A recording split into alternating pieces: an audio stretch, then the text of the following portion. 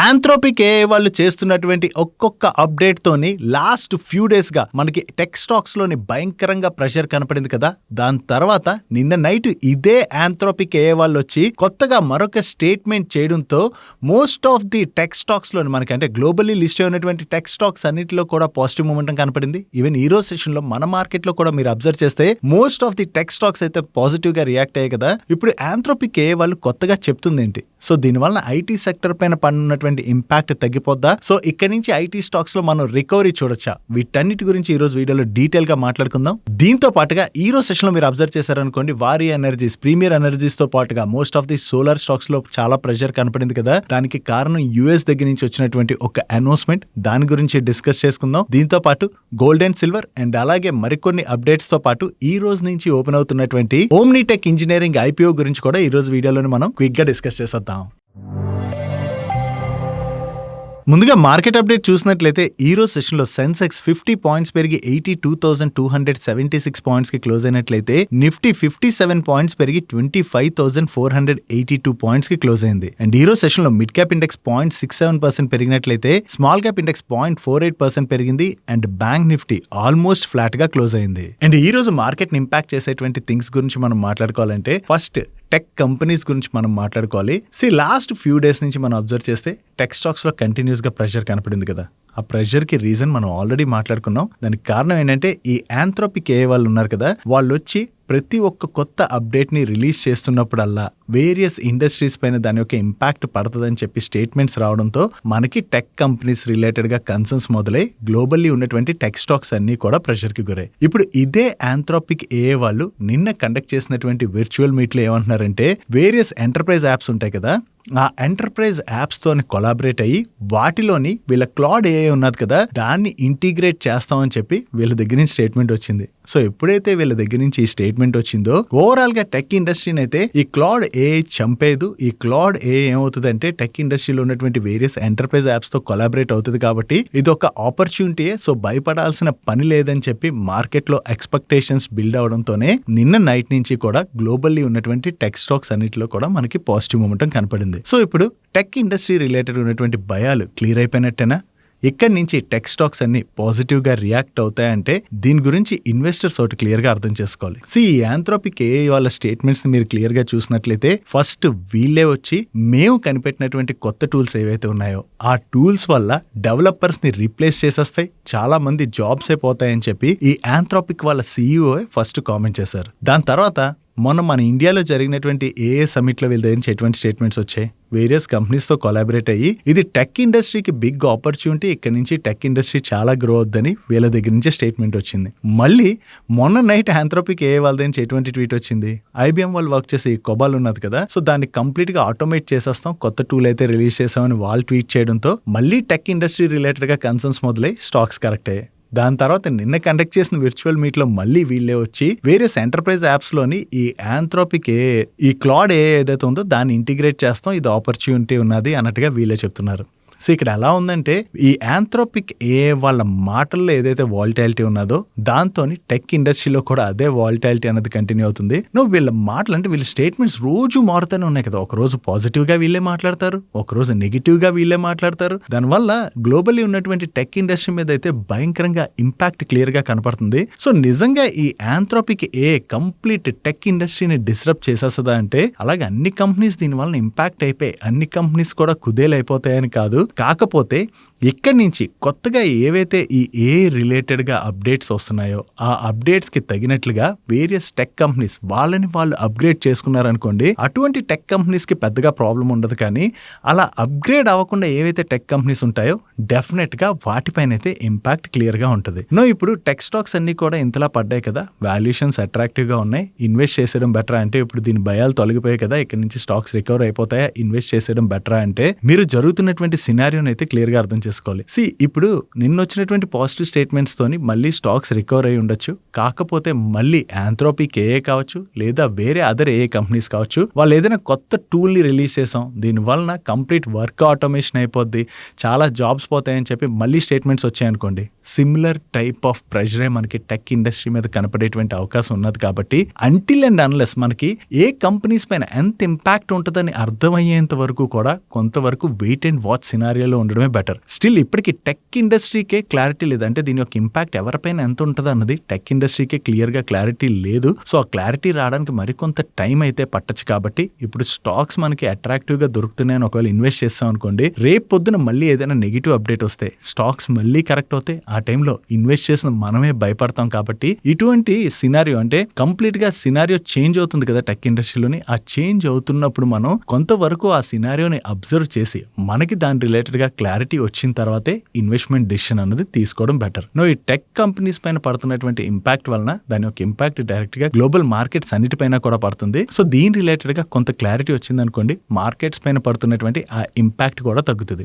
దీంతో పాటు మన మార్కెట్ ని ఇంపాక్ట్ చేసేటువంటి మరికొన్ని థింగ్స్ గురించి మాట్లాడుకోవాలంటే, ఈ రోజు యుక్రెయిన్ దగ్గర నుంచి ఎటువంటి స్టేట్మెంట్స్ వస్తున్నాయంటే, మార్చి ఫస్ట్ వీక్ లోని యుఎస్, రష్యా అండ్ యుక్రెయిన్ వీళ్ళందరూ కలిపి మీటింగ్ అయితే కండక్ట్ చేసుకోబోతున్నట్టుగా యుక్రెయిన్ దగ్గర నుంచి స్టేట్మెంట్స్ వస్తున్నాయి. ఒకవేళ ఈ మీటింగ్ పాజిటివ్ గా ముందుకు వెళ్లి యుక్రెయిన్ రష్యా వార్ గనక ఆగుతుంది అన్నట్టుగా ఎవరి దగ్గర నుంచి స్టేట్మెంట్స్ వచ్చినా అది గ్లోబల్ మార్కెట్స్ కి మనం బిగ్ రిలీఫ్ గానే చూడొచ్చు. China Iran anti missile deal అయితే క్లోజ్ చేస్తున్నట్టుగా వేరియస్ మీడియా ప్లాట్ఫామ్స్ రిపోర్ట్ చేస్తున్నాయి. ఒకవేళ చైనా అండ్ ఇరాన్ మధ్యన ఈ డీల్ క్లోజ్ అయింది అనుకోండి, ఆల్రెడీ యుఎస్ అండ్ ఇరాన్ మధ్యన ఇష్యూ నడుస్తుంది. ఈ ఇష్యూ టైంలో ఇరాన్ వెళ్లి చైనాకి క్లోజ్ అయితే దాన్ని యుఎస్ ఏ విధంగా తీసుకుంటుంది అన్నది మనం చూడాలి. ఒకవేళ ఈ డీల్ క్లోజ్ అయితే దానికి యాంటీగా యుఎస్ ఏమైనా స్టేట్మెంట్స్ ఇచ్చింది అనుకోండి, దాని యొక్క ఇంపాక్ట్ అయితే మార్కెట్స్ పైన పడచ్చు. సో జరుగుతున్నటువంటి సినారియోస్ ఏవైతే ఉన్నాయో వాటిని ఇన్వెస్టర్స్ అయితే ట్రాక్ చేయాలి. ఓవరాల్ గా మార్కెట్ రిలేటెడ్ గా మనం అయితే అబ్జర్వ్ చేయాల్సింది ఇది. బట్ ఓవరాల్ గా మన ఎకానమీ పరంగా చూసినట్లయితే మన ఎకానమీ పరంగా అంతా బాగానే ఉన్నది. ఈవెన్ కంపెనీస్ నెంబర్స్ కూడా బాగానే వస్తున్నాయి, మన దగ్గర కన్జంప్షన్ కూడా బాగానే పెరుగుతుంది. ఈవెన్ డీల్స్ ఏవైతే అవుతున్నాయి వేరే అదర్ కంట్రీస్ తో, దాంతో ఎక్స్పోర్ట్స్ కూడా పెరుగుతాయి. ఓన్లీ థింగ్ ఏంటంటే యుఎస్ తో అనౌన్స్ చేసిన ట్రేడ్ డీల్ రిలేటెడ్ గా క్లారిటీ అయితే రావాలి. ఎందుకంటే యుఎస్ కోర్ట్ రీసెంట్ గా చేసినటువంటి అనౌన్స్మెంట్ తోని ఆ ట్రేడ్ డీల్ ప్రస్తుతానికి అయితే ఒక చోట స్ట్రక్ అయిపోయింది, అంటే ముందుకు వెళ్ళాలా లేదా అన్నట్టుగా స్ట్రక్ అయింది. దాని రిలేటెడ్ గా అయితే మార్కెట్ కి ఫర్దర్ గా క్లారిటీ రావాలి. ఆ క్లారిటీ కూడా వచ్చింది అనుకోండి, మార్కెట్ లో ఉన్నటువంటి కన్సర్న్స్ పోతాయి. కాబట్టి మార్కెట్ లో మనం కొంత రికవరీ అయితే చూసేటువంటి అవకాశం ఉంది. అండ్ వీటితో పాటు మనం ట్రాక్ చేయాల్సినటువంటి మరొక ఇంపార్టెంట్ ఈవెంట్, ఈ రోజు మన ప్రైమ్ మినిస్టర్ నరేంద్ర మోడీ గారు ఇజ్రాయెల్ విజిట్ కి అయితే వెళ్లారు. సో ఈ ఇజ్రాయెల్ విజిట్ లోని ఇండియా అండ్ ఇజ్రాయెల్ మధ్యన ఎటువంటి అనౌన్స్మెంట్స్ వస్తాయన్నది మనం చూడాలి. ఒకవేళ డిఫెన్స్ సెక్టర్ రిలేటెడ్ గా అది బోత్ కంట్రీస్ నుంచి ఏమైనా స్ట్రాంగ్ అనౌన్స్మెంట్స్ అవి వచ్చినట్లయితే అది మన డిఫెన్స్ సెక్టర్ కి అయితే పాజిటివ్ అయ్యేటువంటి అవకాశం ఉంది. సో డైలీ మార్కెట్ రిలేటెడ్ గా ఉండేటువంటి ఇటువంటి ఇంపార్టెంట్ ఇన్ఫర్మేషన్ మొత్తాన్ని మీకు డీటెయిల్ గా షేర్ చేయడానికి మన టీం పెడుతున్నటువంటి ఎఫర్ట్స్ కనుక వీడియో చూస్తున్న ఏ పాయింట్ ఆఫ్ టైం లో అయినా మీకు హెల్ప్ఫుల్ అయినట్లయితే మన వీడియోని మర్చిపోకుండా లైక్ చేయడానికి ప్రయత్నించండి. నెక్స్ట్ సోలార్ స్టాక్స్ రిలేటెడ్గా అయితే మాట్లాడుకోవాలి. ఈ రోజు సెషన్లో మీరు అబ్జర్వ్ చేస్తే వారి ఎనర్జీస్ కావచ్చు, ప్రీమియర్ ఎనర్జీస్ కావచ్చు, ఈ స్టాక్స్లో మార్నింగ్ నుంచి చాలా ప్రెషర్ కనపడింది కదా. దానికి కారణం ఏంటంటే మన కంట్రీ నుంచి యుఎస్ ఏదైతే సోలార్ ప్రొడక్ట్స్ని ఇంపోర్ట్ చేసుకుంటుందో ఇవి చాలా చీప్గా అక్కడికి వెళ్తుండడం వల్ల అక్కడ లోకల్ మ్యానుఫ్యాక్చరర్స్ అయితే ఇబ్బంది పడుతున్నారని చెప్పి ప్రీవియస్గానే యుఎస్కి చెందినటువంటి సోలార్ మ్యానుఫ్యాక్చరర్స్ అందరూ కూడా దీని రిలేటెడ్గా కన్సర్న్స్ అయితే రైజ్ చేశారు. దాంతోనే ఇప్పుడు యుఎస్ మన India, Indonesia and various other countries నుంచి వచ్చేటువంటి సోలార్ ప్రొడక్ట్స్ పైన ఇంపోర్ట్ డ్యూటీస్ అయితే విధించింది. మన ఇండియా పైన ఈ డ్యూటీస్ 126% విధిస్తున్నట్టుగా యుఎస్ అనౌన్స్ చేయడంతో ఈ రోజు సెషన్ లో Waaree Energies and Premier Energy stocks లోని మనకి చాలా ఎక్కువగా ప్రెషర్ కనపడింది. వీటిలో మనం కంపేర్ చేస్తే వాళ్ళకి యుఎస్ ఆర్డర్స్ ఎక్కువ కాబట్టి వారి పైన ఎక్కువగా ఇంపాక్ట్ చూసాం. కాకపోతే ఈ న్యూస్ వచ్చిన తర్వాత బోత్ కంపెనీస్ అయితే మీడియాతో రియాక్ట్ అయ్యాయి. ప్రీమియర్ ఎనర్జీస్ వాళ్ళ మేనేజ్మెంట్ ఏం చెప్తుందంటే already US order book position అయితే వీళ్ళు చాలా తగ్గించుకున్నామని, సో ఇప్పుడు దాని వలన అంటే కొత్తగా వచ్చినటువంటి రూల్ వలన వీళ్ళ పైన అయితే పెద్దగా ఇంపాక్ట్ ఉండదని చెప్పేసి ప్రీమియర్ ఎనర్జీస్ వాళ్ళ మేనేజ్మెంట్ చెప్తుంది. ఈవెన్ వారి ఎనర్జీస్ వాళ్ళ మేనేజ్మెంట్ కూడా సిమిలర్ గానే కామెంట్ చేస్తుంది. అంటే వీళ్ళు ఏం చెప్తున్నారంటే ఈ సోలార్ మాడ్యూల్స్ అవి ఏవైతే ఉంటే సోలార్ ప్యానల్స్ లో పెట్టేవి, ఈ సోలార్ మాడ్యూల్స్ మన ఇండియా నుంచి సోర్స్ చేసుకున్నట్లయితేనే ఈ ట్యాక్సెస్ అయితే పడతాయి. సో వీళ్ళు ఇండియా నుంచి కాకుండా వేరే అదర్ కంట్రీస్ లో వీళ్ళకు ఉన్నటువంటి మ్యానుఫ్యాక్చరింగ్ ప్లాంట్స్ లైక్ ఓమన్ నుంచి అది చేసుకుంటున్నాం అని చెప్పి వీళ్ళు ఎక్స్చేంజ్ ఫైలింగ్ లో రిలీజ్ చేశారు. దాంతో పాటు యుఎస్ లో కూడా వీళ్ళు స్ట్రాంగ్ గా వీళ్ళ మ్యానుఫాక్చరింగ్ కెపాసిటీస్ అయితే బిల్డ్ చేస్తున్నాం. సో దాని వలన కొత్తగా వచ్చినటువంటి రూల్స్ వలన వీళ్ళ పైన పెద్దగా ఇంపాక్ట్ అయితే పడదని చెప్పి భారీ ఎనర్జీస్ వాళ్ళు కూడా క్లారిఫికేషన్ రిలీజ్ చేశారు. వీళ్ళ దగ్గర నుంచి ఈ క్లారిఫికేషన్ వచ్చినా కూడా యుఎస్ కి వీళ్ళు బాగానే ఎక్స్పోర్ట్స్ చేస్తుంటారు కాబట్టి వీళ్ళపైన కొంతైనా ఇంపాక్ట్ పడచ్చు అని చెప్పి మార్కెట్ లో కన్సర్న్స్ ఉండడంతోనే ఈ రోజు సెషన్ లో భారీ ఎనర్జీ స్టాక్ లోనైతే మనం అంతా ప్రెషర్ చూసాం. సో ఈ రూల్ అమల్లోకి వచ్చినట్లయితే ఏ కంపెనీస్ పైన ఎంత ఇంపాక్ట్ ఉంటుంది అన్నది మనకి కమింగ్ క్వార్టర్స్ లో తెలిసేటువంటి అవకాశం ఉన్నది. Next coming to the stock of the day. ఈ రోజు స్టాక్ ఆఫ్ ది డే లో మనం మాట్లాడుకోబోతున్నటువంటి company diamond studded jewellery manufacture అయినటువంటి రెనెసెన్స్ గ్లోబల్ రిలేటెడ్ గా మనం మాట్లాడుకోబోతున్నాం. ఈ రోజు సెషన్ లో మీరు అబ్జర్వ్ చేస్తే మార్కెట్ లో కొంత వాలటాలిటీ కనపడినా ఈ స్టాక్ అయితే చాలా పాజిటివ్ గా రియాక్ట్ అయింది. సో ఈ స్టాక్ ఇంతలా రియాక్ట్ అవడానికి రీజన్ February 20th రోజున వీళ్ళ దగ్గర నుంచి వచ్చినటువంటి exchange filing. So February 20th exchange filing వస్తే ఈ రోజు ఎందుకు స్టాక్ రియాక్ట్ అయింది అనుకుంటారు కదా. సో దానికి కారణం ఏంటంటే ఈ ఎక్స్చేంజ్ ఫైలింగ్ లో వీళ్ళు క్లియర్ గా మెన్షన్ చేశారు చూడండి. February 25th అంటే ఈ రోజు ఈవినింగ్ 4 o'clock కి వీళ్ళు వేరియస్ ఇన్వెస్టర్స్ తోని గ్రూప్ మీటింగ్ అయితే కండక్ట్ చేయబోతున్నారు. సో ఇంతమంది ఇన్వెస్టర్స్ ఈ కంపెనీ యొక్క ప్రమోటర్స్ ని మీట్ అవుతున్నారంటే కంపెనీలో ఏమైనా చేంజెస్ జరుగుతున్నాయేమో అని చెప్పి మార్కెట్ లోని ఎక్స్పెక్టేషన్స్ బిల్డ్ అయ్యాయి. అంటే కంపెనీ వాళ్ళ గ్రోత్ రిలేటెడ్ గా అది కూడా ఇన్వెస్టర్స్ తోని స్టేట్మెంట్స్ అయితే చేస్తుంది కదా. సో దీంతో ఇంతమంది ఇన్వెస్టర్స్ మీట్ అవుతున్నారంటే కంపెనీ రిలేటెడ్ గా ఏదైనా ఇంట్రెస్టింగ్ థింగ్ ఉన్నదేమో అని చెప్పి మార్కెట్ లో ఎక్స్పెక్టేషన్స్ బిల్డ్ అవడంతోనే ఈ రోజు సెషన్ లో స్టాక్ అయితే ఇంత పాజిటివ్ గా రియాక్ట్ అయింది. ఈ మీటింగ్ జరిగిన తర్వాత దీని రిలేటెడ్ గా ఏమైనా అప్డేట్స్ బయటకు వచ్చినట్లయితే దీనిలో మేనేజ్మెంట్ ఏం చెప్పింది ఇవన్నీ మనకు తెలుస్తాయి. కాబట్టి ఒకవేళ దాని రిలేటెడ్ గా ఏదైనా ఇన్ఫర్మేషన్ ఉన్నట్లయితే మీకు కమింగ్ డైలీ మనీ షోస్ లో అయితే షేర్ చేస్తాను. ఈ రోజు సెషన్ లో మీరు ఇలా అబ్జర్వ్ చేసినటువంటి స్టాక్ ఏది కింద కామెంట్ సెక్షన్ లో కామెంట్ చేయడానికి ప్రయత్నించండి. Next gold and silver related గా మాట్లాడుకోవాలి. రీసెంట్ గా గోల్డ్ అండ్ సిల్వర్ లో కొంత ఫాల్ కనపడిన తర్వాత మళ్ళీ గ్లోబల్ అన్సర్టనిటీస్ పెరగడం అంటే టెక్ ఇండస్ట్రీ రిలేటెడ్ గా కనపడుతున్నటువంటి వేరియస్ కన్సర్న్స్ అండ్ అలాగే డొనాల్డ్ ట్రంప్ దగ్గర నుంచి ఏవో ఒక స్టేట్మెంట్స్ రావడం. అంటే లాస్ట్ ఫ్రైడే రోజున యుఎస్ కోర్టులోని డొనాల్డ్ ట్రంప్ కి టారిఫ్స్ రిలేటెడ్ గా షాక్ తగలడంతో డొనాల్డ్ ట్రంప్ వచ్చి వేరియస్ కంట్రీస్ పైన 15% టారిఫ్స్ అయితే విధిస్తామని అనౌన్స్ చేశారు కదా. సో ఈ టారిఫ్స్ రిలేటెడ్ గా అన్సర్టనిటీస్ ఇటువంటివన్నీ కొనసాగడంతో మళ్ళీ గోల్డ్ అండ్ సిల్వర్ అయితే కొంత పెరిగాయి. Even Iran and US related గా అంటే వాళ్ళిద్దరి మధ్య ఉన్నటువంటి ఇష్యూ రిలేటెడ్ గా కూడా ఇంకా ఫర్దర్ గా మార్కెట్ కి క్లారిటీ అయితే రాలేదు. సో ఆ క్లారిటీ వచ్చేంత వరకు కూడా గోల్డ్ అండ్ సిల్వర్ లో కొంతవరకు మనకి వాలటాలిటీ అయితే కనపడేటువంటి అవకాశం ఉంది. ఒకవేళ వాళ్ళిద్దరి మధ్యన మీటింగ్ సరిగ్గా జరిగి ఇరాన్ అండ్ యుఎస్ మధ్య డీల్ కనుక జరిగింది అనుకోండి కొంతవరకు గోల్డ్ అండ్ సిల్వర్ కి అది నెగిటివ్ కాబట్టి ఆ టైంలో నెగిటివ్ గా రియాక్ట్ అవ్వచ్చు. అలా కాకుండా మీటింగ్ కనుక పాజిటివ్ గా వెళ్ళకపోతే అగైన్ తిరిగి గ్లోబల్ అన్సర్టనిటీస్ పెరిగేటువంటి అవకాశం ఉంది. కాబట్టి దానివల్ల గోల్డ్ అండ్ సిల్వర్ పెరగచ్చు కూడా. సో ఈ event gold and silver related గా చాలా ఇంపార్టెంట్. దీంతో పాటు చైనీస్ న్యూ ఇయర్ వలన చైనా మార్కెట్స్ అయితే February 23rd వరకు క్లోజ్ లో ఉన్నాయి కదా. నిన్నటి నుంచి చైనీస్ మార్కెట్స్ అయితే తిరిగి ఓపెన్ అయ్యాయి. సో చైనీస్ మార్కెట్స్ లో కూడా గోల్డ్ అండ్ సిల్వర్ రిలేటెడ్ గా వాల్యూమ్స్ అయితే చాలా స్ట్రాంగ్ గానే జరుగుతుంటాయి. కాబట్టి ఇక్కడ నుంచి గోల్డ్ అండ్ సిల్వర్ లో మూమెంటం ని డెఫినెట్ గా చైనీస్ మార్కెట్స్ అయితే ఇంపాక్ట్ చేసేటువంటి అవకాశం ఉంది. సో ఒకవేళ చైనాలోని స్ట్రాంగ్ బయింగ్ యాక్టివిటీ కనపడింది అనుకోండి కొంతవరకు పెరుగుతుంది. అలా కాకుండా మార్కెట్స్ తిరిగి రీఓపెన్ అయిన తర్వాత ప్రాఫిట్ బుకింగ్ లాంటిది ఏవైనా చైనీస్ మార్కెట్స్ లో జరిగింది అనుకోండి దానివల్ల డెఫినెట్ గా గోల్డ్ అండ్ సిల్వర్ ప్రైస్ అయితే ఇంపాక్ట్ అవ్వచ్చు. సో ఈ రెండు ఈవెంట్స్ ని ఇన్వెస్టర్స్ అయితే క్లోజ్ గా అబ్జర్వ్ చేయాలి. చైనీస్ మార్కెట్ ఇప్పుడు తిరిగి మార్కెట్ ఓపెన్ అయిన తర్వాత ఎలా రియాక్ట్ అవుతుంది అన్నది. దాంతో పాటు యుఎస్ అండ్ ఇరాన్ ఇష్యూ కూడా గోల్డ్ అండ్ సిల్వర్ ప్రైస్ ని డెఫినెట్ గా ఇంపాక్ట్ అయితే చేస్తుంది. నెక్స్ట్ ఈ రోజు సెషన్ లో రెండు ఇంపార్టెంట్ బ్లాక్ డీల్స్ గురించి మాట్లాడుకోవాలి. దీనిలో ఫస్ట్ వన్ వచ్చేసరికి స్పైస్ జెట్. ఈ స్పైస్ జెట్ లోని నియర్లీ 8.4% ఈక్విటీ ఈ రోజు జరిగినటువంటి బ్లాక్ డీల్ లోని హ్యాండ్స్ చేంజ్ అయితే జరిగింది. ఇంత లార్జ్ సైజ్ లో బ్లాక్ డీల్ జరగడంతో ఈ రోజు సెషన్ లో స్పైస్ జెట్ స్టాక్ లో అయితే చాలా ఎక్కువగా ప్రెషర్ కనపడింది. ఈ స్పైస్ జెట్ తో పాటుగా ఆదిత్య ఇన్ఫోటెక్ లో కూడా వీళ్ళ ప్రమోటర్ అండ్ అలాగే డిక్సన్ టెక్నాలజీస్ వాళ్ళు కలిపి ఓవరాల్ గా బ్లాక్ డీల్ లో ఈ రోజు 5.8% స్టేక్ నైతే సెల్ చేయొచ్చు అని చెప్పి నిన్న నైటే న్యూస్ అప్డేట్స్ వచ్చాయి. అండ్ ఈ రోజు సెషన్ లో ఈ బ్లాక్ డీల్ కూడా జరిగింది. ఈ బ్లాక్ డీల్ అయితే పెద్ద డిస్కౌంట్ అంటే నిన్నటి క్లోజింగ్ ప్రైస్ తో కంపేర్ చేస్తే పెద్దగా డిస్కౌంట్ లో అయితే జరగలేదు. అండ్ అంతేకాకుండా బయర్స్ దగ్గర నుంచి కూడా ఈ బ్లాక్ డీల్ లో మంచి ఇంట్రెస్ట్ కనపడి ఉండొచ్చు. దాంతోనే ఈ బ్లాక్ డీల్ జరిగిన తర్వాత ఆదిత్య ఇన్ఫోటెక్ స్టాక్ లో అయితే చాలా పాజిటివ్ మూమెంటం కనపడింది. నెక్స్ట్ చాలా మంది ఇన్వెస్టర్స్ ఇంటర్నేషనల్లీ ఉన్నటువంటి వేరియస్ స్టాక్స్ లోనైతే ఇన్వెస్ట్ చేయాలని ఇంట్రెస్టెడ్ గా ఉంటారు కదా. సో దీని రిలేటెడ్ గా ఎన్ఎస్సి అయితే వేరియస్ ఇంటర్నేషనల్ మార్కెట్స్ ని వీళ్ళ ఎన్ఎస్సి ఇంటర్నేషనల్ ఎక్స్చేంజ్ లో అయితే రోల్ అవుట్ చేయబోతున్నారు ఇండియన్ ఇన్వెస్టర్స్ కోసం.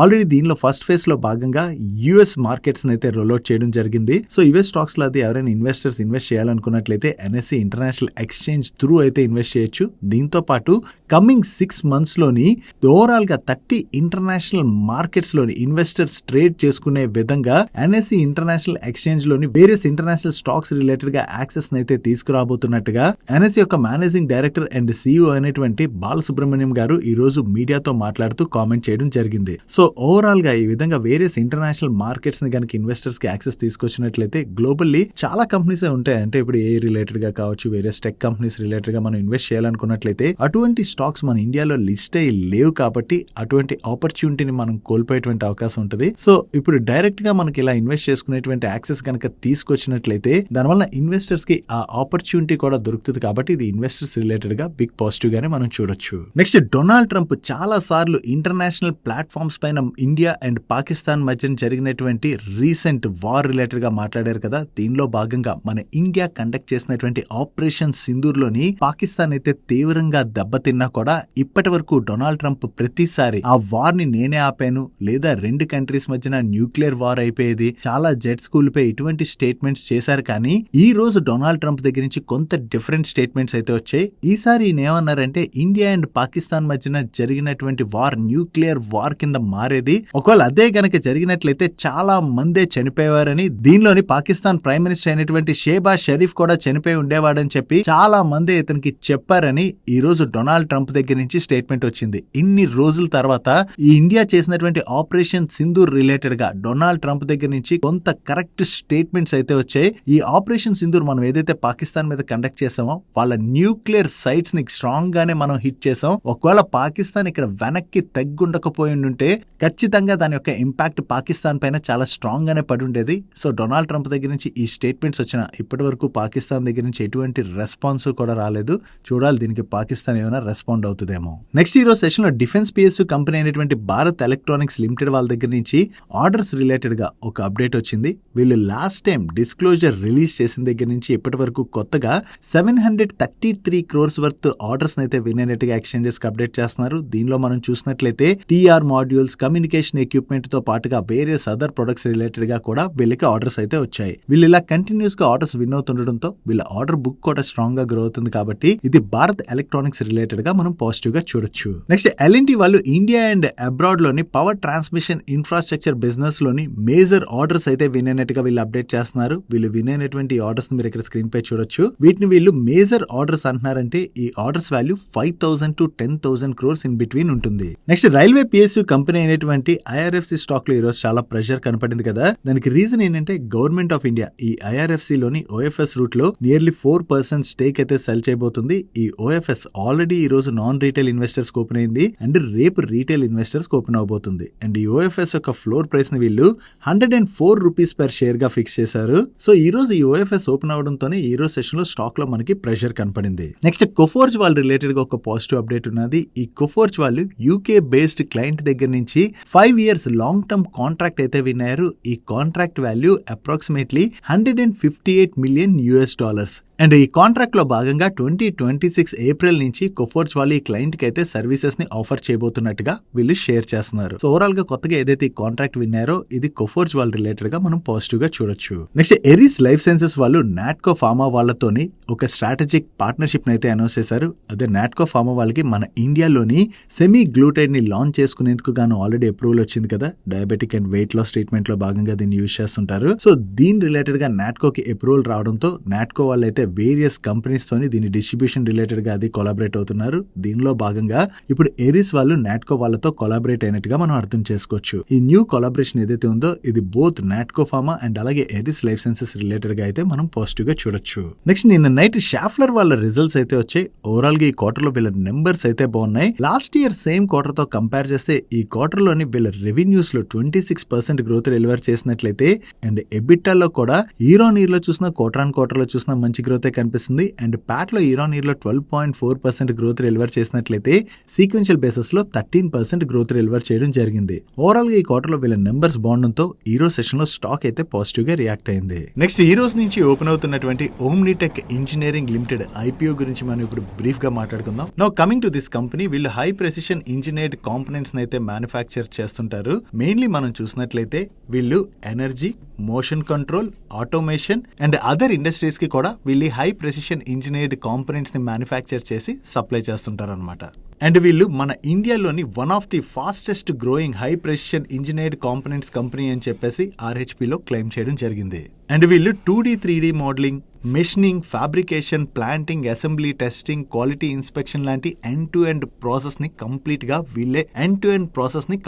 వీళ్ళే చేస్తారు. And coming to their equipments, వీళ్ళ ఎనర్జీ సెక్టర్ లోని slips, mandrel, hubs and couplings ని మ్యానుఫ్యాక్చర్ చేసి సప్లై చేస్తారు. And motion control and automation sector లోకి వచ్చేసరికి cylinders, shafts, pivot pins, drill bits, plates తో పాటు వేరియస్ అదర్ ప్రొడక్ట్స్ ని కూడా మ్యానుఫ్యాక్చర్ చేసి సప్లై చేస్తుంటారు. అండ్ ఇండస్ట్రియల్ ఎక్విప్మెంట్ సిస్టమ్ లోకి వచ్చేసరికి చైన్ యాంకర్స్, వీల్స్ ఇటువంటివన్నీ మ్యానుఫ్యాక్చర్ చేస్తారు. వీటితో పాటు అదర్ సెక్టర్స్ కి వీళ్ళు సప్లై చేసేటువంటి ఎక్విప్మెంట్స్ ని మీరు ఇక్కడ స్క్రీన్ పై చూడొచ్చు. Coming to there customer base, వీళ్ళకి ఎనర్జీ సెక్టర్ లోని సుజలాన్ తో పాటుగా వేరియస్ అదర్ క్లయింట్స్ కూడా ఉన్నారు. అండ్ దీంతో పాటుగా motion control and automation loan, industrial equipment system loan, other sectors లో ఉన్నటువంటి కస్టమర్ లిస్ట్ ని మీరు ఇక్కడ స్క్రీన్ పై చూడొచ్చు. Coming to there revenue breakup, వీళ్ళకి ఫైనాన్షియల్ ఇయర్ 25 లోని ఎనర్జీ సెక్టర్ నుంచే 42% పైన రెవెన్యూ కంట్రిబ్యూషన్ వచ్చినట్లయితే, motion control and automation sector నుంచి 35% పైన రెవెన్యూ కంట్రిబ్యూషన్ వచ్చింది. అండ్ ఇండస్ట్రియల్ ఎక్విప్మెంట్ సిస్టమ్స్ నుంచి 20% రెవెన్యూ కంట్రిబ్యూషన్ వచ్చింది. అండ్ ఫైనాన్షియల్ ఇయర్ 25 లోని వీళ్ళు 283 crores వర్త్ ఆర్డర్స్ ని విన్ అయినట్లయితే, ఈ ఫైనాన్షియల్ ఇయర్ ఫస్ట్ 6 months లోనే వీళ్ళు 1764 crores వర్త్ ఆర్డర్స్ అయితే విన్ అయ్యారు. అంటే ఫైనాన్షియల్ ఇయర్ 25 తో కంపేర్ చేస్తే ఈ ఫైనాన్షియల్ ఇయర్ 26 లోని వీళ్ళ ఆర్డర్ బుక్ 5 times పైనే గ్రో అయింది. అండ్ వీళ్ళకి 24 కంట్రీస్ లోని 256 కస్టమర్స్ అయితే ఉన్నారు. ఈ కంట్రీస్ మనం చూసినట్లయితే మెయిన్లీ పెద్ద countries India, US, UAE, Germany, Bulgaria, Sweden, UK తో పాటుగా వేరియస్ అదర్ కంట్రీస్ లో కూడా వీళ్ళకి కస్టమర్స్ ఉన్నారు. ఓవరాల్ గా ఏ కంట్రీస్ లో వీళ్ళకి కస్టమర్స్ ఉన్నారు అన్నది మీరు ఇక్కడ స్క్రీన్ పై చూడొచ్చు. వీళ్ళకి ఫైనాన్షియల్ ఇయర్ 25 లోని టాప్ 3 కస్టమర్స్ నుంచే 24% రెవెన్యూ కంట్రిబ్యూషన్ వచ్చినట్లయితే, టాప్ 5 కస్టమర్స్ నుంచి 31% పైన రెవెన్యూ కంట్రిబ్యూషన్ వచ్చింది. అదే టాప్ 10 కస్టమర్స్ నుంచి మనం చూసినట్లయితే 48% వరకు రెవెన్యూ కంట్రిబ్యూషన్ వచ్చింది. అండ్ వీళ్ళ దగ్గర ఉన్నటువంటి ఎగ్జిస్టింగ్ కస్టమర్స్ ఎవరైతే ఉన్నారో ఆ ఎగ్జిస్టింగ్ కస్టమర్స్ దగ్గర నుంచి వీళ్ళకి రిపీట్ ఆర్డర్స్ అయితే బాగానే వస్తున్నాయి. ఫైనాన్షియల్ ఇయర్ 25 లో వీళ్ళ ఎగ్జిస్టింగ్ కస్టమర్స్ నుంచి వీళ్ళకి నియర్లీ 80% కస్టమర్స్ దగ్గర నుంచి రిపీట్ ఆర్డర్స్ అయితే వచ్చాయి. అంటే వీళ్ళు సప్లై చేస్తున్నటువంటి ప్రొడక్ట్స్ ఏవైతే ఉన్నాయో ఆ ప్రొడక్ట్స్ కి కస్టమర్స్ కి నచ్చడం వలన ఆ కస్టమర్స్ దగ్గర నుంచి వీళ్ళకి రిపీట్ ఆర్డర్స్ అయితే వస్తున్నాయి. కాబట్టి కస్టమర్స్ తో వీళ్ళకి ఉన్నటువంటి రిలేషన్షిప్ అయితే చాలా స్ట్రాంగ్ గా ఉన్నట్టుగా మనం అర్థం చేసుకోవచ్చు. అండ్ జియోగ్రఫీ వైజ్ రెవెన్యూస్ చూసినట్లయితే వీళ్ళకి ఇండియా నుంచి నియర్లీ 20% రెవెన్యూ కంట్రిబ్యూషన్ అయితే వస్తుంది. అంటే ఇండియా కన్నా కూడా వీళ్ళకి ఎక్స్పోర్ట్ బిజినెస్ ద్వారానే మేజర్ రెవెన్యూ కంట్రిబ్యూషన్ వస్తున్నట్టుగా మనం అర్థం చేసుకోవచ్చు. ఈ ఎక్స్పోర్ట్ బిజినెస్ లో కూడా నార్త్ అమెరికా నుంచే వీళ్ళకి నియర్లీ 59% పైన రెవెన్యూ కంట్రిబ్యూషన్ వస్తున్నట్లయితే, ఇండియాని ఎక్స్క్లూడ్ చేసి రిమైనింగ్ ఏషియన్ కంట్రీస్ నుంచి నియర్లీ 15% రెవెన్యూ కంట్రిబ్యూషన్ వస్తుంది. యూరోప్ అండ్ UK నుంచి నియర్లీ 6% రెవెన్యూ కంట్రిబ్యూషన్ వస్తుంది. సో వీళ్ళకి వస్తున్నటువంటి మెజారిటీ రెవెన్యూస్ అయితే నార్త్ అమెరికా నుంచి వస్తున్నట్టుగా మనం అర్థం చేసుకోవచ్చు. అండ్ మన ఇండియాలో వచ్చేటువంటి 19% రెవెన్యూ కంట్రిబ్యూషన్ లో కూడా మెయిన్లీ గుజరాత్ నుంచే వీళ్ళకి 14% పైన రెవెన్యూ కంట్రిబ్యూషన్ అయితే వస్తుంది. వీళ్ళకి గుజరాత్ లోని ఓవరాల్ గా 3 మ్యానుఫ్యాక్చరింగ్ ఫెసిలిటీస్ అయితే ఉన్నాయి. ఈ మ్యానుఫ్యాక్చరింగ్ ఫెసిలిటీస్ అన్నిటికీ కూడా కావాల్సినటువంటి సర్టిఫికేషన్స్ అన్ని కూడా ఉన్నాయని, అండ్ వీటిని రీసెంట్ గా ఎక్స్పాండ్ చేస్తున్నట్టుగా, అండ్ రీసెంట్ గా వీళ్ళ 3rd మ్యానుఫ్యాక్చరింగ్ ఫెసిలిటీని అయితే యాడ్ చేసినట్టుగా వీళ్ళ మేనేజ్మెంట్ షేర్ చేస్తుంది. అండ్ ఈ 3 మ్యానుఫ్యాక్చరింగ్ ఫెసిలిటీస్ కూడా డైవర్స్ మెషిన్స్ అండ్ ఎక్విప్మెంట్ తో అయితే రన్ అవుతున్నాయి. అండ్ వీళ్ళకి majority of the revenues north America నుంచి వస్తున్నాయని చెప్పి మనం మాట్లాడుకున్నాం కదా. సో దీనికి సపోర్ట్ గా ఉండేందుకు గాను వీళ్ళకి US హాస్టన్ లోని ఒక వేర్ హౌస్ కూడా ఉన్నది. అండ్ వీళ్ళ 3 మ్యానుఫ్యాక్చరింగ్ ఫెసిలిటీస్ లోని ఓవరాల్ గా 7200 MTPA ఇన్స్టాల్డ్ కెపాసిటీ అయితే ఉన్నది. వీళ్ళ manufacturing facilities Gujarat Mundra port కి దగ్గరలో ఉండడం వలన వీళ్ళకి సప్లైస్ చేయాలన్నా, రా మెటీరియల్స్ తెచ్చుకోవాలన్నా వీటన్నిటికీ కూడా వీళ్ళకి చాలా యాక్సెస్ ఈజీగా ఉంటుందని చెప్పి వీళ్ళ మేనేజ్మెంట్ షేర్ చేస్తుంది. అండ్ ఈ సెప్టెంబర్ క్వార్టర్ ఎండింగ్ నాటికి వీళ్ళ మ్యానుఫ్యాక్చరింగ్ ఫెసిలిటీ 1 లోని టోటల్ గా 70% పైన కెపాసిటీ యూటిలైజేషన్ చేస్తున్నట్లయితే, మ్యానుఫ్యాక్చరింగ్ ప్లాంట్ 2 లోని 74% పైన కెపాసిటీ యూటిలైజేషన్ అవుతుంది. అండ్ వీళ్ళు రీసెంట్ గా స్టార్ట్ చేసినటువంటి మ్యానుఫ్యాక్చరింగ్ ఫెసిలిటీ 3 లోని నియర్లీ 64% కెపాసిటీ యూటిలైజేషన్ అయితే అవుతుంది. అండ్ దీంతో పాటుగా వీళ్ళు ఫ్యూచర్ లోని డిఫెన్స్, స్పేస్, సెమీ కండక్టర్ తో పాటుగా వేరియస్ అదర్ ఇండస్ట్రీస్ లోకి కూడా ఎంటర్ అవడానికి ప్రయత్నిస్తున్నట్టుగా వీళ్ళ మేనేజ్మెంట్ అయితే షేర్ చేస్తుంది. అండ్ వీళ్ళకి మెయిన్లీ ఎక్స్పోర్ట్ బిజినెస్ ద్వారానే majority of the revenue contribution contribution అయితే జరుగుతుంది కదా. సో వీళ్ళ గ్లోబల్ డెలివరీ మోడల్ ని ఫర్దర్ గా కూడా స్ట్రెంథెన్ చేసుకునేందుకు గాను అండ్ మిడిల్ ఈస్ట్ లోని ఒక్కొక్క వేర్ హౌస్ ని అయితే సెటప్ చేయడానికి చూస్తున్నామని అండ్ యుఎస్ లోని మరొక వేర్ హౌస్ ని కూడా సెటప్ చేయడానికి చూస్తున్నట్టుగా వీళ్ళ మేనేజ్మెంట్ షేర్ చేస్తుంది. Coming to the industry wise growth, calendar year 2008 నుంచి క్యాలెండర్ ఇయర్ 2024 మధ్యన ఈ ప్రెసిషన్ ఇంజనీర్డ్ గూడ్స్ అయితే 6.4% CAGR చొప్పున గ్రోత్ డెలివర్ చేయడం జరిగింది. అండ్ క్యాలెండర్ ఇయర్ 25 నుంచి క్యాలెండర్ ఇయర్ 28 మధ్యన 9.9% CAGR చొప్పున గ్రోత్ డెలివర్ చేసేటువంటి అవకాశం ఉన్నదని చెప్పి ఎక్స్పెక్ట్ చేస్తున్నారు. అండ్ వీళ్ళు మ్యానుఫాక్చరింగ్ లో యూజ్ చేసేటువంటి కీ రా మెటీరియల్స్ ని మీరు ఇక్కడ స్క్రీన్ పై చూడొచ్చు.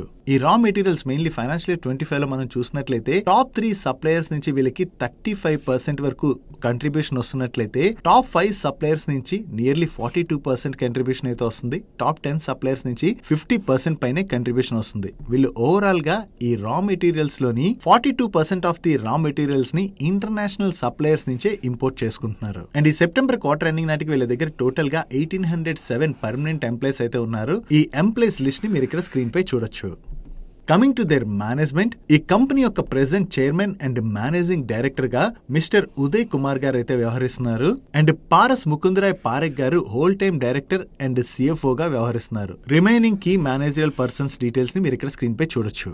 Coming to the share holding pattern, ఈ కంపెనీలోని majority of the stake Uday Kumar గారి దగ్గరే ఉన్నది. ఈయన ప్రెసెంట్ ఈ కంపెనీలోని 93% స్టేక్ అయితే హోల్డ్ చేస్తున్నారు. ఐపీఓ రిలేటెడ్ గా ఫర్దర్ డీటెయిల్స్ లోకి వెళ్లే ముందు ఇప్పటి వరకు ఈ ఐపీఓ రిలేటెడ్ గా ఏదైతే ఇన్ఫర్మేషన్ షేర్ చేసామో ఆ ఇన్ఫర్మేషన్ కనుక మీకు హెల్ప్ఫుల్ అయినట్లయితే మన వీడియోని మర్చిపోకుండా లైక్ చేయడానికి ప్రయత్నించండి. And coming to the IPO details, ఇది complete book building type IPO. దీని యొక్క ఇష్యూ సైజ్ 583 crores. దీనిలో ఫ్రెష్ ఇష్యూ 418 crores అయితే offer for sale 165 crores. And ఈ ఐపీఓని వీళ్ళు 216 rupees to 227 rupees price band లో కోట్ చేస్తున్నారు. దీని యొక్క అప్పర్ ప్రైస్ బ్యాండ్ ప్రకారం మనం క్యాలిక్యులేట్ చేసి చూసినట్లయితే ఈ కంపెనీ యొక్క present market cap 2807 crores.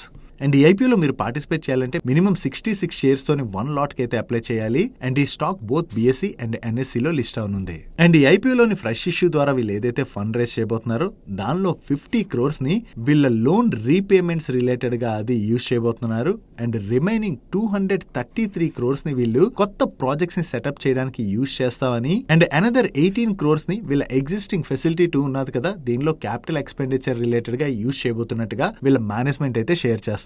And ఈ ఐపీఓ 25th ఫిబ్రవరి అంటే ఈ రోజు ఓపెన్ అయ్యి 27th ఫిబ్రవరి రోజున క్లోజ్ అవుతుంది. రిమైనింగ్ టెంటేటివ్ డేట్స్ ని మీరు ఇక్కడ స్క్రీన్ పై చూడొచ్చు. అండ్ ఈ ఐపీఓలోని QABs కి 50%, NIS కి 15% అండ్ రీటైల్ కి 35% కోటాని అలొకేట్ చేశారు. కమింగ్ టు ద ఫైనాన్షియల్స్, ముందుగా వీళ్ళ బ్యాలెన్స్ షీట్ చూసినట్లయితే ఈ కంపెనీ దగ్గర టోటల్ గా 382 crores డెట్ ఉన్నట్లయితే 230 crores ఈక్విటీ ఉన్నది. అంటే వీళ్ళ debt to equity ratio 1.66 times. ఈ 382 crores డెట్ లో కూడా ఐపీఓ ద్వారా రైజ్ చేసినటువంటి ఫండ్ లోని 50 crores ఫండ్ అయితే వీళ్ళు డెట్ రీపేమెంట్ కి యూజ్ చేస్తామని చెప్తున్నారు. కాబట్టి వీళ్ళ డెట్ లెవెల్ అయితే మరికొంత తగ్గనుంది. Coming to the profit and loss statement, financial year 23 నుంచి ఫైనాన్షియల్ ఇయర్ 25 మధ్యన వీళ్ళ ఆపరేటింగ్ రెవెన్యూలో 39% CAGR చొప్పున గ్రోత్ డెలివర్ చేసినట్లయితే ఆపరేటింగ్ ఎబిటాలో 18% CAGR చొప్పున గ్రోత్ డెలివర్ చేశారు. అండ్ ప్యాట్ లోని 16% CAGR చొప్పున గ్రోత్ డెలివర్ చేయడం జరిగింది. అండ్ వీళ్ళు కన్సిస్టెంట్ గా 30 to 40% in between EBITDA margins ని జనరేట్ చేస్తున్నట్లయితే 12 to 18% in between PAT margins ని జనరేట్ చేస్తున్నారు. Coming to the peer comparison, వీళ్ళ పియర్ గ్రూప్ కంపెనీస్ లో అందరికన్నా యూనిమెక్ ఏరోస్పేస్ వాళ్ళు better revenue, EBITDA and PAT growth ని డెలివర్ చేస్తున్నారు. దాని తర్వాత ఆజాద్ ఇంజనీరింగ్ వాళ్ళు కూడా మంచి గ్రోత్ డెలివర్ చేస్తున్నారు. ఈ ఆజాద్ ఇంజనీరింగ్ వాళ్ళ తర్వాత ఓమ్ని టెక్ ఇంజనీరింగ్ వాళ్ళ గ్రోత్ కూడా బాగానే ఉన్నది. అదే మార్జిన్స్ కంపారిజన్ చూసినట్లయితే వీళ్ళ పియర్ గ్రూప్ కంపెనీస్ కన్నా కూడా వీళ్ళే బెటర్ ఎబిటా మార్జిన్స్ అయితే జనరేట్ చేస్తున్నారు. అండ్ రిటర్న్ రేషియోస్ పరంగా చూసినా కూడా ఈ ఓమ్నిటెక్ ఇంజనీరింగ్ లిమిటెడ్ అండ్ అలాగే యూనిమెక్ ఏరోస్పేస్ వాళ్ళ రిటర్న్ రేషియోస్ అయితే బాగున్నాయి. అండ్ వాల్యుయేషన్ కంపారిజన్ లోకి వెళ్లే ముందు ఈ కంపెనీ రిలేటెడ్ గా ఉండేటువంటి రిస్క్లు మనం చూసినట్లయితే వీళ్ళ రెవెన్యూస్ గురించి ఇందాక మనం డిస్కస్ చేసుకున్నప్పుడు వీళ్ళకి టాప్ 10 కస్టమర్స్ నుంచే majority of the revenue contribution అయితే వస్తుందని చెప్పి మనం మాట్లాడుకున్నాం కదా. సో టాప్ 10 కస్టమర్స్ నుంచి వీళ్ళకి నియర్లీ 47% పైన రెవెన్యూ కంట్రిబ్యూషన్ అయితే వచ్చింది. ఒకవేళ ఈ కస్టమర్స్ లోని ఎవరైనా కస్టమర్ ని వీళ్ళు కోల్పోయినట్లయితే డెఫినెట్ గా దాని యొక్క ఇంపాక్ట్ వీళ్ళ నెంబర్స్ పైన అయితే పడుతుంది. దీంతో పాటుగా రీసెంట్ గా వేరియస్ కంట్రీస్ మధ్యన ఈ టారిఫ్స్ రిలేటెడ్ గా ఫైట్స్ అయితే నడుస్తున్నాయి కదా. సో ఒకవేళ ఏమైనా టారిఫ్స్ అవి పడ్డాయనుకోండి, దాని వలన కూడా వీళ్ళపైన ఇంపాక్ట్ అయితే ఉంటుంది. అండ్ దీంతో పాటుగా వీళ్ళకి majority of the order book energy sector నుంచే ఉన్నది. ఒకవేళ ఎనర్జీ సెక్టర్ కనుక ఇంపాక్ట్ అయిందనుకోండి, డెఫినెట్ గా వీళ్ళకి వచ్చేటువంటి ఆర్డర్స్ అయితే తగ్గేటువంటి అవకాశం ఉంది. అండ్ అంతేకాకుండా వీళ్ళకు ఉన్నటువంటి 3 మ్యానుఫ్యాక్చరింగ్ ఫెసిలిటీస్ కూడా గుజరాత్ లోనే ఉన్నాయి కదా. సో ఒకవేళ గుజరాత్ లో ఏదైనా ప్రాబ్లం జరిగిందనుకోండి, డెఫినెట్ గా వీళ్ళ మ్యానుఫ్యాక్చరింగ్ ఆపరేషన్స్ పైన దాని యొక్క ఇంపాక్ట్ అయితే పడేటువంటి అవకాశం ఉన్నది.